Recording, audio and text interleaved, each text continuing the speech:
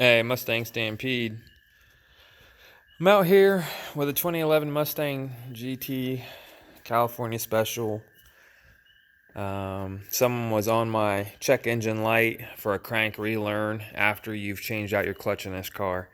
This car has seen several clutches in the past and had the transmission out more than once for the throw out, the hydraulic slave or whatever.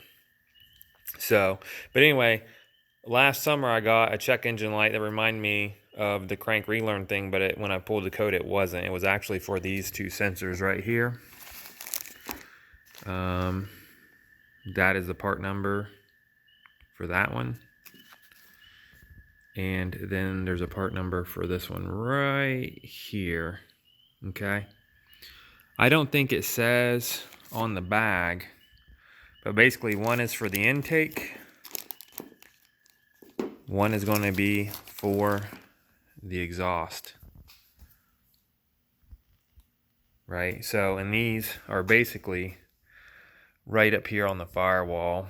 Sorry, right here and here on the firewall, between the motor and the firewall, and they're on each bank. Okay. So Carlos is having a check engine light with misfires in 5 and 8, and I believe mine shows something like that.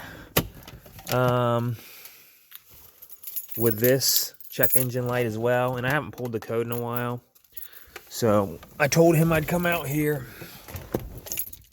get in the car, and pull the code. So I do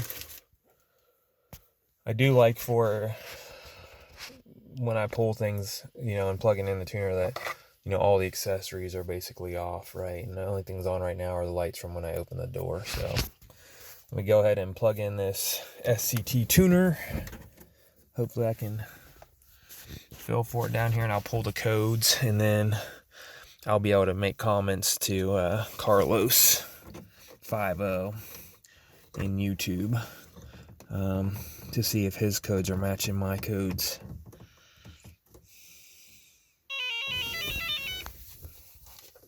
Alright, so we now have the SCT up and running. Alright, we're not going to program the vehicle because it already has a tune in there for this car. So what we're going to do is actually we're going to just navigate over here to check engine and hit the select. Okay, and we're going to tell it to read the DCT and hit select. It's going to ask us to turn on the key, but do not start the engine. At which point we hit select to continue. Let me get in front of that music before we have a copyright violation or some nonsense. So here we go.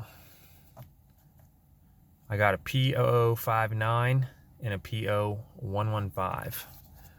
We'll hit select description on the 59. This is a heater resistance. This is a new code for me. HO2S heater resistance. So maybe it's something different from last summer. O2 heater. HTR21 CKT. Select continue. Well, what's interesting is that I don't have O2 sensors, if this is what this is pointing to. O2 heater. They're there and they're in the long tubes, but they're basically turned off via the tuner. So I guess I'll have to look these up, and I'll see what this says. As this video gets ready to upload, I'm not going to clear these codes. I'm actually going to keep them on the car, so I'm just going to hit select to continue, and then I'll hit cancel to exit. Clear vehicle. I don't know why my phone is having such a hard time staying focused.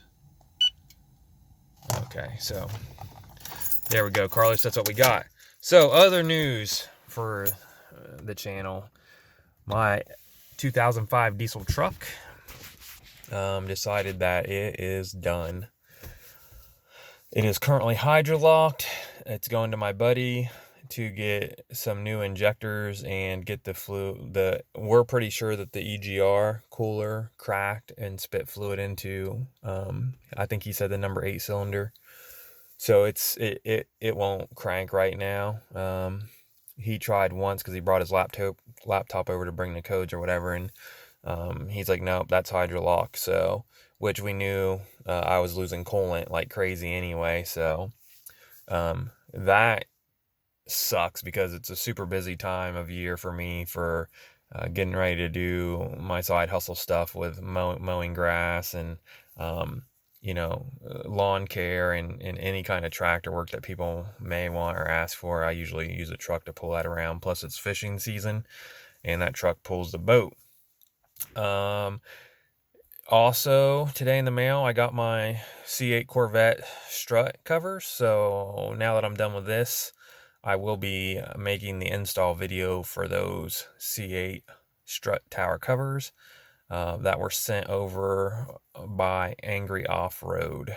They make C8 strut towers. So I'll be working on that video next. Any questions on these two check engine light codes that I just pulled, leave me a comment. I will research them and find out what I need to do to correct them. And then hopefully I don't have, I'm kind of glad it was something different because I didn't want to buy those sensors again. They're not super expensive, but I think, I want to say they're more than $50, but less than 100. So it's not one of them things that you want to just be replacing all the time. So anyway, hey, as always, thanks for watching, guys, and stay tuned for the next C8 video that's coming up.